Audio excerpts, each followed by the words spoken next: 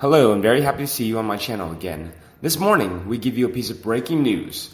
Prince Harry was severely criticized for daring to anger the Queen. Prince Harry today faced criticism after he appeared to take a swipe at the British Empire by saying the history of the Commonwealth must be acknowledged, even if it's uncomfortable. The Duke of Sussex made the comment as he joined wife Meghan Markle, 38, for a video call with young leaders from the Queen's Commonwealth Trust last week that was made public today. As part of the discussion on justice and equal rights, Harry said the Commonwealth needs to follow others who have acknowledged the past and are trying to right their wrongs, and also admitted to having his own unconscious bias. Meanwhile, Meghan said it is also time of reckoning, when individuals should be putting their hands up to own their past wrongdoings. The statements appeared to be a swipe at the British Empire, which was ruled over by his ancestors and led to the creation of the Commonwealth, and goes against the protocol of royals not wading into politics.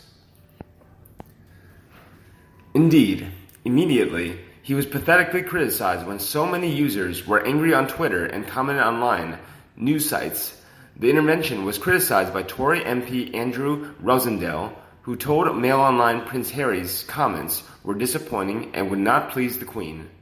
Mr. Rosendale said, "I understand that Harry and Meghan have taken a step out from being members of the royal family.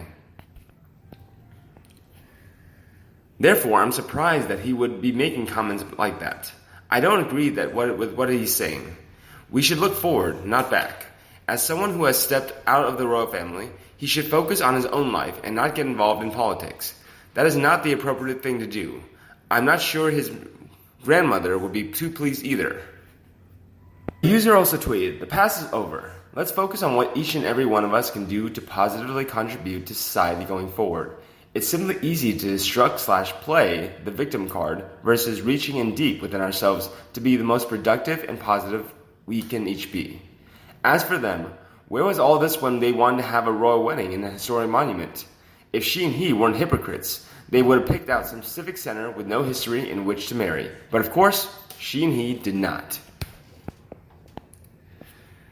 Another user retweeted, "You can't fix stupid."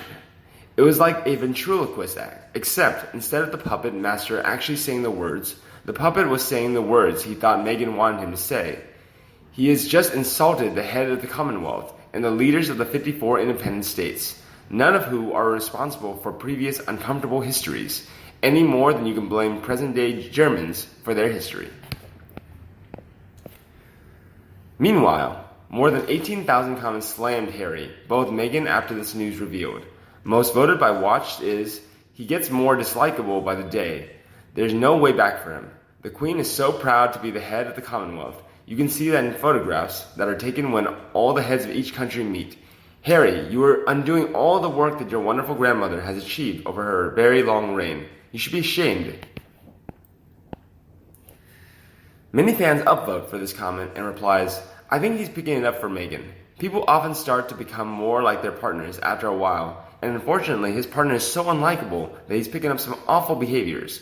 Even his eyes and face are beginning to look greedy and rotten-like." Or another reply, "Harry is a total embarrassment. Neither he nor his wife has any idea why the Commonwealth has formed. It's time to put his brain into gear before he opens his mouth. At the end of the day, the Daily Mail and other publications should not give them any publicity, especially the drivel they are currently spouting. Besides that, it's not like Harry is a teenager and going through the rebellious stage in his life. He is an unemployed father who should be making plans to support his family, not acting like a puppet. I really wonder if he realizes how stupid and totally ridiculous this whole debacle has become." But the next fan wrote, "Your views on the Commonwealth are totally irrelevant, and comments like this, obviously designed to aggravate your family, the Queen in particular, will serve no purpose other than to speed your journey into obscurity and irrelevancy. Your chosen country of residence has many problems, and as a former member of the royal family, they might listen to you for, say, a couple years.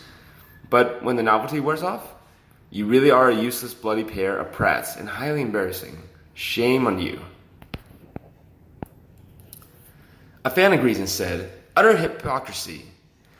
Harry personally can start making amends by renouncing his titles. donating his personal fortune to charity, refusing to take money from the Duchy of Cornwall, losing his taxpayer-funded security, and admitting that the only reason people listened to his opinion in the first place is that he was born into one of the most wealthy, privileged families in the world.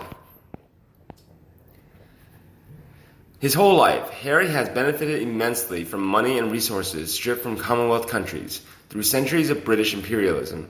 Harry can start making reparations by telling Charles they won't need an allowance. The Duchess can compensate Brits for her massive princess white wedding, donate the luxury cottage, designer clothes, shoes, and jewels she enjoyed, and they can pay back the hundreds of perks, gifts, and favors they've been simply given because they were connected to the royal family. Reparation starts with you, Harry.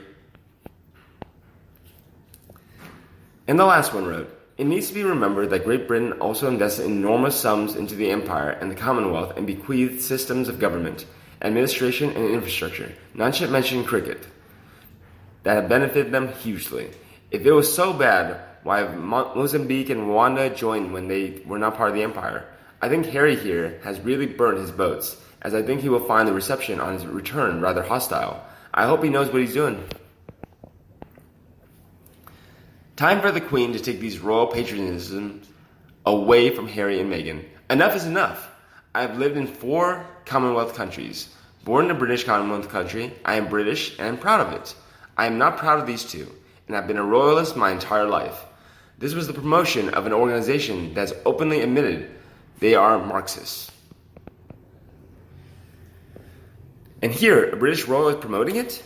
The conversation has just the 2 of them the entire time. More of an audition tape. Heard the one young gentleman speak once. That alone says more about this promo video and its intent. He should not, and neither should she, be representing the US, the British.